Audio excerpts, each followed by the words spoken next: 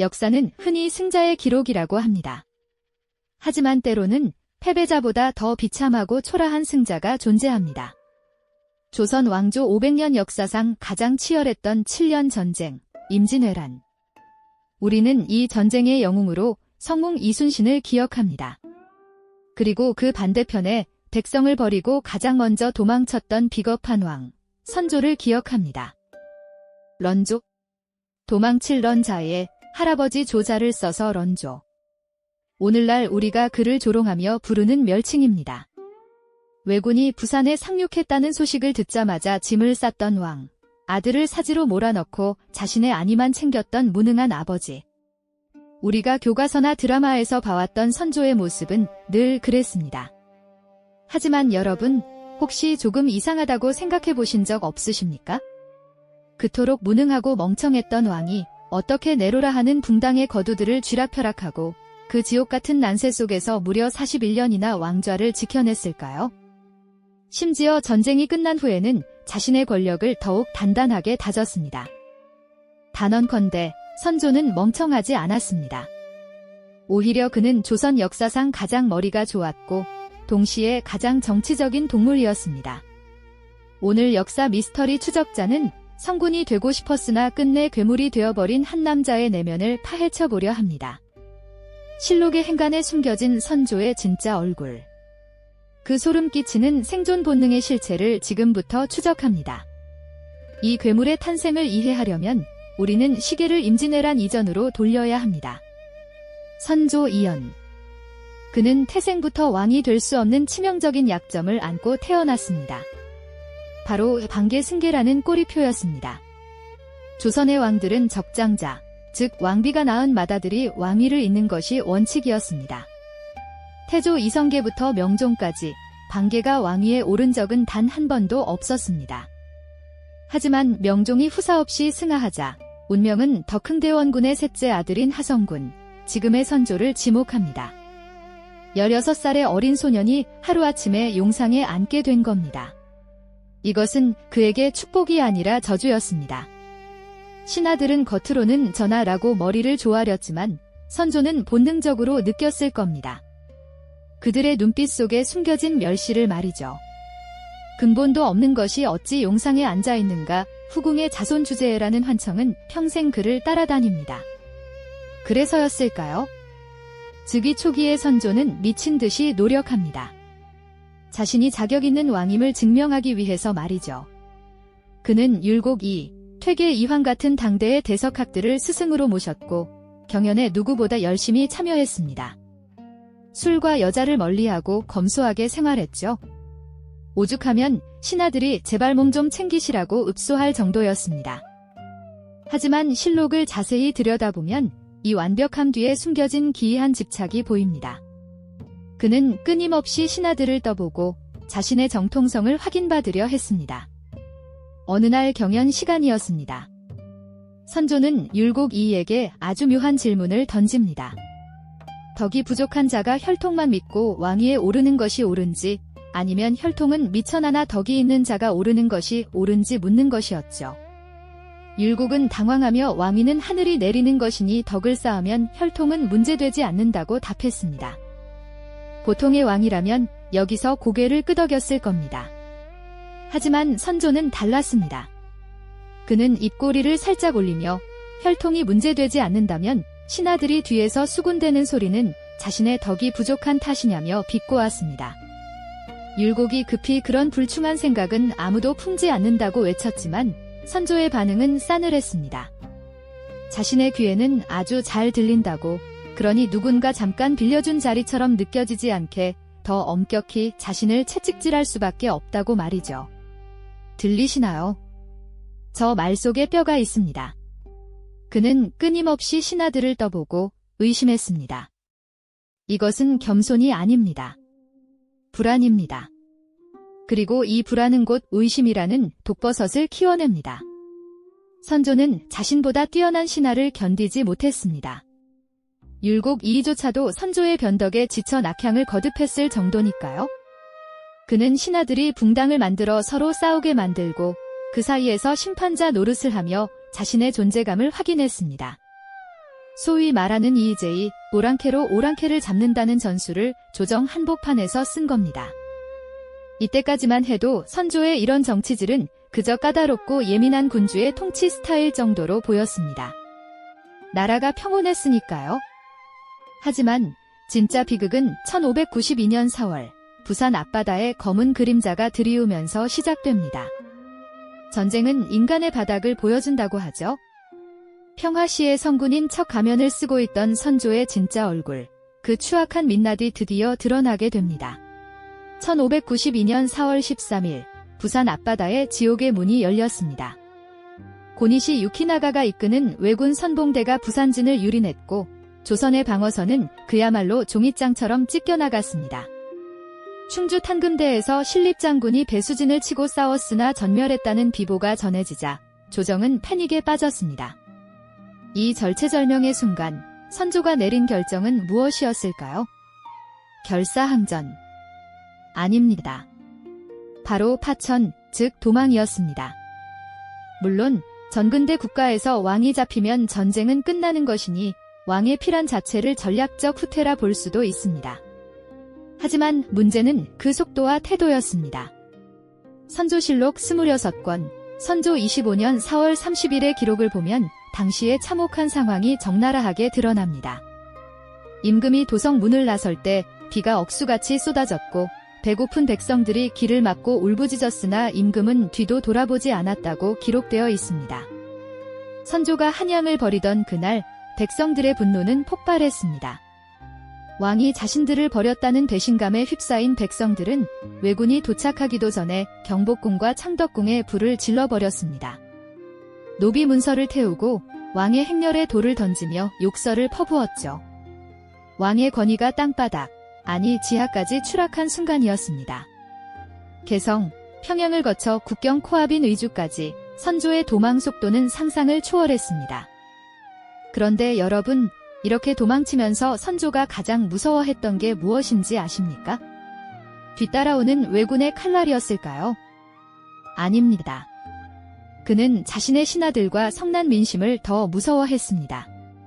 도망자 신세가 된 왕, 선조는 직감했습니다. 이대로 가다간 신하들이 자신을 버릴지도 모른다고 말이죠. 명나라로 망명하려는 자신을 막고 대신 자신의 아들 광해군을 왕으로 세울지도 모른다는 공포가 그를 잠식했습니다. 실제로 당시 분조, 임시조정을 이끌던 광해군은 전장을 누비며 의병을 독려했고 백성들의 열렬한 지지를 받고 있었습니다. 아들의 인기가 높아질수록 아버지 선조의 불안감은 극에 달했습니다. 이 공포가 임계점을 넘었을 때 선조는 조선 역사상 가장 기괴하고 비열한 정치쇼를 기획합니다. 바로 선의 파동입니다. 평양성 행제소 밖에는 비바람이 몰아치던 밤이었습니다. 선조는 도승지를 불러 충격적인 폭탄 선언을 합니다. 자신은 덕이 없어 나라를 이 모양 이 꼴로 만들었으니 더 이상 면목이 없어 왕 노릇을 못하겠다는 것이었죠. 어차피 세자 광해군이 영민하고 인망도 두터우니 오늘부로 왕위를 세자에게 넘기겠다고 선언해버린 겁니다. 도승지 이덕형은 소스라치게 놀라며 전쟁 중에 왕위 교체는 스스로 망하는 길이라며 거두어달라고 애원했지만 선조의 태도는 싸늘했습니다. 이미 뜻이 정해졌으니 교지를 작성하라고 으름장을 놓았죠. 이 소식이 전해지자 신하들은 통곡을 하며 몰려들었습니다. 그들은 빗속에서 머리를 땅에 찌으며 죽여달라고, 전하가 아니면 이 나라는 끝이라고 울부짖어야 했습니다. 이것이 바로 선조가 노린 것이었습니다. 전쟁 기간 동안 선조는 무려 15번이나 왕위를 넘기겠다고 선언합니다. 상식적으로 전쟁 중에, 그것도 왕이 도망치는 와중에 왕위를 넘긴다는 게 말이 됩니까? 혼란만 가중될 뿐이죠. 선조도 그걸 알았습니다. 그런데 왜 그랬을까요? 이것은 일종의 충성심 테스트이자 고도의 가스라이팅이었습니다. 선조가 나 관둔다라는 카드를 꺼내는 순간 조정의 모든 업무는 마비됩니다. 신하들은 밥을 먹다가도 작전 회의를 하다가도 만사를 제쳐두고 달려와 머리를 바닥에 찌으며 빌어야 했습니다. 전하만이 우리의 왕이라고 맹세해야만 했죠. 만약 이 호소의 목소리가 조금이라도 작거나 늦는다면 혹은 그럼 그렇게 하시지요 라고 토를 단다면 그 신하는 그날로 역적 리스트에 올라가는 겁니다. 선조는 엎드린 신하들의 뒤통수를 보며 확인하고 싶었던 겁니다. 더 크게 울고 더 처절하게 매달리는 모습을 보며 자신이 여전히 왕임을 확인받고 싶었던 것입니다. 너희 목숨줄을 쥐고 있는 건 똑똑한 광해군이 아니라 바로 나라는 사실을 각인시키는 과정이었습니다. 실록에 따르면 선조는 신하들이 이마에 피가 나도록 땅을 찌으며 만류해야 못 이기는 척 선의 명령을 거두곤 했습니다. 이 비열한 선의쇼를 통해 선조는 바닥에 떨어진 왕권을 억지로 끄집어 올렸습니다. 나 없으면 너희도 없다. 이것이 선조가 신하들에게 심어준 공포의 메시지였습니다. 전라좌수사 이순신이 옥포에서 승전했다는 소식, 한산도에서 왜적을 수장시켰다는 소식이 연이어 조정에 날아들었습니다. 보통의 왕이라면 덩실덩실 춤이라도 췄을 겁니다. 나라를 구하고 있으니까요. 하지만 실록에 기록된 선조의 반응은 기이할 정도로 건조하고 차갑습니다. 선조실록 27권에서 이순신의 승전 소식을 들은 선조는 그저 그가 참으로 용하구나 라는 한마디를 남길 뿐이었습니다. 칭찬도 감탄도 아닌 묘한 뉘앙스였습니다. 선조에게 이순신은 구국의 영웅이 아니었습니다. 자신의 무능함과 대비되는, 그래서 자신의 왕좌를 위협할 수 있는 가장 위험한 잠재적 영모자였습니다. 왜군은 물리쳐야 할 적이었지만 이순신은 제거해야 할 라이벌이었던 겁니다. 이 뒤틀린 인식이 결국 임진왜란 최대의 미스터리, 이순신 하옥 사건으로 이어지게 됩니다. 왕의 질투는 곧 피를 부릅니다. 선조에게 이순신은 눈의 가시였습니다. 백성들이 왕인 자신보다 장수인 이순신을 더 따르고 우러러본다는 사실, 이것은 콤플렉스 덩어리인 선조에게 견딜 수 없는 모욕이자 공포였습니다. 선조는 이순신을 제거할 명분만을 찾고 있었습니다. 그리고 1597년 마침내 그 기회가 찾아옵니다. 역설적이게도 그 기회는 적국인 일본이 만들어 주었습니다. 왜군 장수 고니시 유키나가는 이순신이 버티고 있는 한조선의 바다를 뚫을 수 없다는 것을 누구보다 잘 알고 있었습니다. 그래서 그들은 치밀한 반간계, 즉 이중간첩 작전을 씁니다. 요시라라는 일본인 간첩을 보내 거짓 정보를 흘린 것입니다. 가토 기요마사가 바다를 건너올 테니 이순신을 보내 요격하라는 내용이었습니다. 하지만 이순신은 이것이 함정임을 간파했습니다.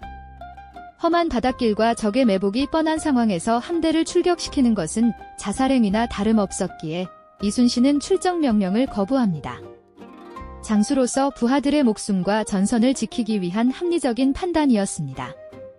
그러나 선조에게는 진실이 중요하지 않았습니다. 선조는 기다렸다는 듯이 이순신에게 tim금을 기만하고 가벼이 여긴 죄, 조정을 능멸한 죄를 뒤집어 씌웁니다. 선조실록은 당시의 상황을 참혹하게 기록하고 있습니다. 선조는 이순신을 잡아 올려 국문하라고 지시하며 이렇게 말합니다. 이순신은 조정을 무시하고 제 마음대로 행동했다.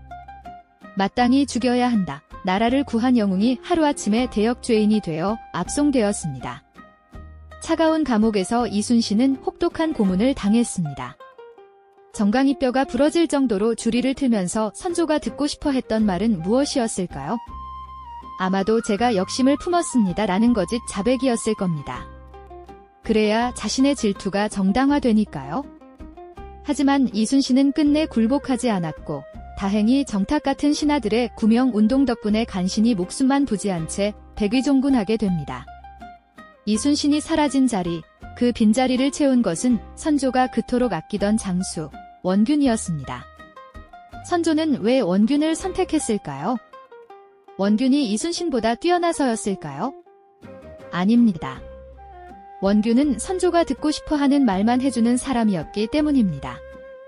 이순신이 아니 되옵니다 라고 직언할 때 원균은 저에게 맡겨주시면 왜적을 단숨에 쓸어버리겠습니다 라고 호언장담했습니다.